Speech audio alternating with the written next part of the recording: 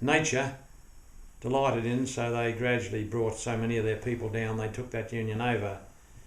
And I mean, in my 42 years on the waterfront, there were something like 40 murders. So it was a pretty tough industry. And of course the wages were poor, the hours were irregular, and of course the work was very dangerous. Half our members every year were injured. So is it any wonder that that industry, my generation, didn't want to see that repeated? We wanted to improve. We got married in '53, my wife and I. We bought this block of land with a brick garage in it, and we were building our own house. We had one child in the brick garage and one on the way when we finally partly moved into the house. It took us 4 years to build it. I got home one night and started to work on the house, and as it started to get dark I would knock off.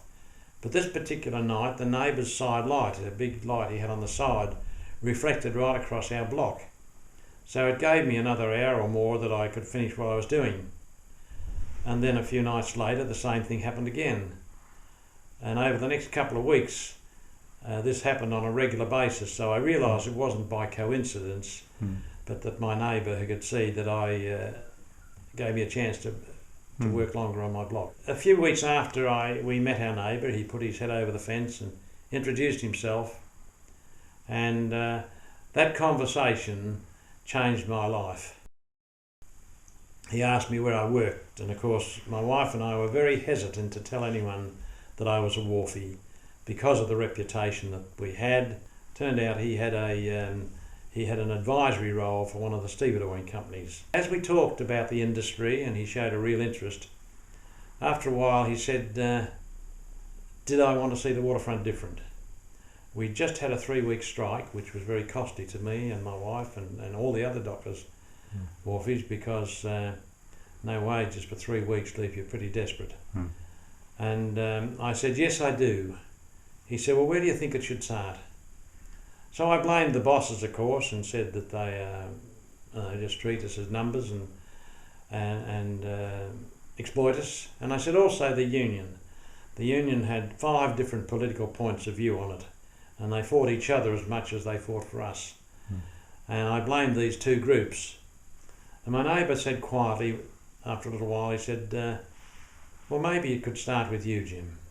He told me about his own story and how, as an accountant, he'd decided to make people's taxation reports honestly, according not just to the law, but morally. And it turned out that he knew quite a few of the wharfies down there, particularly the leadership, because he had a mission in life, Tom, to build bridges between workers and employers.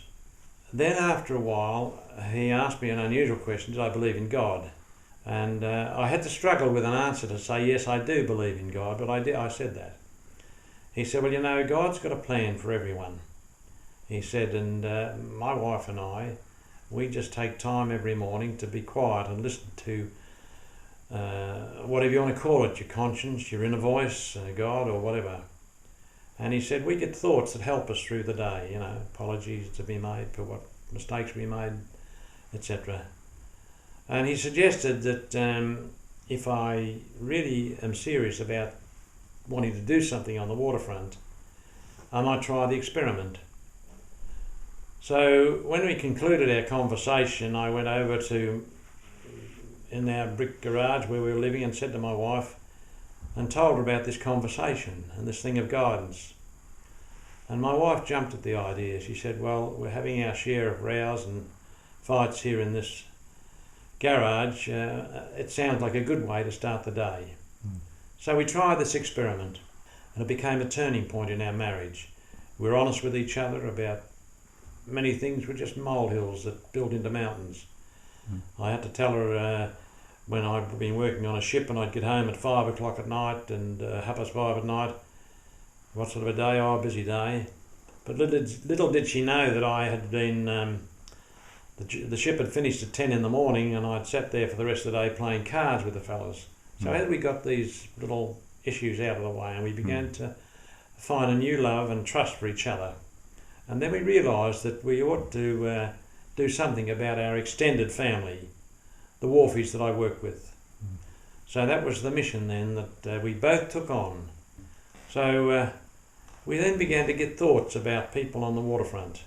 Apology I needed to make to a leading Catholic, because I had real feelings towards Catholics. My father came from the north of Ireland.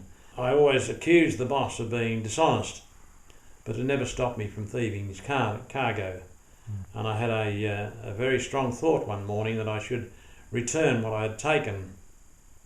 And I must say, it's very hard to thieve something off the waterfront, but to take it back, believe you me, it's twice as hard. And one of the things was a clock I took back, and I went and gave it to the general manager of Austin Distributors, and it was a clock I pinched out of one of their cars. And he was quite surprised. He said, well, you know that 90% of the clocks and windscreen wipers and hubs and everything that's removable on a car disappears. And he said, what would make a fellow like you bring this clock back?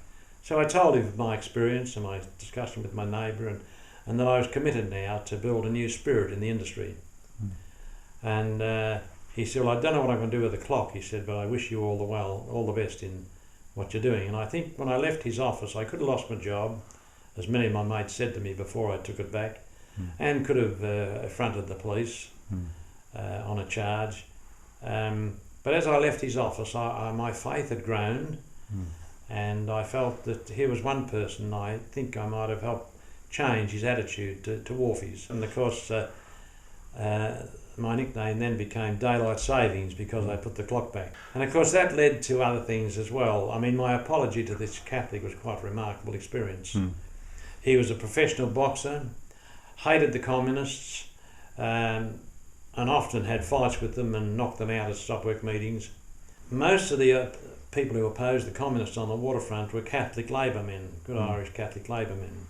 My bigotry towards Catholic refused to let me vote for the Labour men. I voted for the communists for 4 years. And so when I went and apologised to this Catholic for my attitude, and that I'd worked and voted against them, and I said, I'm sorry. I said, as Christians, we ought to be working together. I said, our division at this point, split had happened in the Labour Party, and all the Catholics had been thrown off the executive, and the Communist unity ticket took over. And now I never thought that this apology would have much of an effect on the waterfront. But you know, he came to me 3 weeks later and told me a story. He said, Jim, and he was converted from Protestantism to Catholicism. And of course they're much stronger in their beliefs. And if anyone dared challenge the Pope or the Catholic Church, they'd have to knuckle up with him. He wasn't that sort of bloke. And as I said, he was a professional boxer. Anyway, he was in charge of 600 coal workers, which were even tougher men than the painters and dockers, not in the criminal sense, but in the physical sense. And anyway, this particular night, after I had apologised to him, one of his colleagues was having a go at the church and the Pope. Smithy was his name, and he said to Smithy, if you don't shut your mouth, Smithy, I'll shut it for you.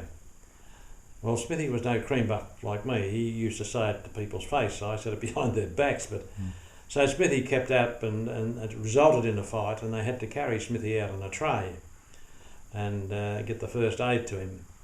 And Les said, he's telling me this story, you see, and he said, you know, about 3 weeks later I got Smithy on the job, and he said, I remembered your apologies to me, Jim. And he said, I thought, should I or shouldn't I apologise to this fellow for the fight the other night? And he thought, I'll get him a smoke on, I'll quietly say, look, I'm sorry. But then he said, no, you had the fight in front of all your colleagues, go and apologise in front of them all too. So in front of all these tough coalies, he walked up to Smithy and he said, I'm sorry, Smithy, about the other night. I was supposed to be the Christian amongst us and I didn't act like one. And his face lit up and he said, Jim, you have no idea what happened then. He said, Smithy grabbed my hand. He said, Les, if you really mean what you've just said to me, I'll never say another thing against your religion. And they both became the best of mates for the next 26 years they spent on the waterfront. And Les learnt a lesson that night, how to turn an enemy into a friend. And he lost his hatred of the communists. He even used to go up to them and say, look, I used to knock you fellas out of stop work meetings. when you come to, you're still communists. Les's change led to the change in the national leadership of our union, because a few years later he became the major campaign speaker and organiser for a new General Secretary. And he won the elections, and even the new General Secretary said, "You were the one that turned the tide, Les." He then incidentally went on to become our President, our Federal Councillor and our Secretary of the Melbourne branch for 9 years after that, until he retired. As Les and I began to get to know each other better, we began to get people on both sides of the industrial fence on the waterfront, of the different groups, to talk to each other, and we had meetings in our homes, and we had meetings down on the docks with them, and we began to build a bit of a team. And when our General Secretary had died, everyone said another communist will take over. So we had a Labor man put his hand up, and we decided to support him. And in our campaign, we said, now we're going to run this campaign honestly, on the basis of not left or right, but straight was our candidate's policy. And one little story I'll tell you, because the campaign was quite a successful one. There were hiccups and some fights, but this particular day we were following the pay card around the port to collect money for our candidate, which is the normal thing, and you line up and the wharfies come off the ship to collect their pay, and you stand there with your hat trying to convince them that your candidate's the one they should contribute to. And then there was the opposition there, who were no cream puffs either. One of them was a contender for the heavyweight title of Australia. So you were in a fair, difficult situation, asking wharfies to put into your hat as against the others. And this particular day, the opposition's car broke down, and normally you'd have driven off and collected the lot for that day. But the driver in our car, who didn't know much about what Les and I were standing for, but he knew that he was two fellas that had been the opposite in the port were now working together. And so he pulled the car up and said to the opposition, "Give us your two best men." And he got two out of our car and said, "If we're going to win this campaign, we're going to win at fair dinkum." So as two blokes got in from their side, one of them said, "You know, we'd never stop for you people." And the amazing thing was that 3 weeks later, at the end of the campaign, he was handing out our how to vote card. And that was the spirit that we created, and our candidate won, and he took our union from the brink of anarchy back to the centre of the road. And when I started on the wharf, my union represented 2% of the national workforce, but 27% of the national strikes. When I retired, due to the leadership, particularly of this Charlie Fitzgibbons, the new General Secretary, we still only represented 2% of the national workforce, but less than 0.05% of the national strikes. Strikes had gone down, productivity and wages had gone up, and a new spirit had been created in the industry. And I look back and I just wonder, would that have happened if I hadn't apologised to this Catholic friend? So when Les, this Catholic, decided to retire because of ill health actually, as president, I decided to stand. And I put my hat in the ring. I won by 45 votes, simply because the opposition had put two candidates up against me. So I snuck up the middle, and very lucky too. So I went on to an executive that was pretty anti-me. They didn't like me because I'd knocked off their two blokes, and because it was a by-election, I had 2 years to go. And I had 2 years to prove to the wharfies that I was worthy of the job. So I decided to really take on the job on the basis of what I'd learned through these ideas of initiatives of change.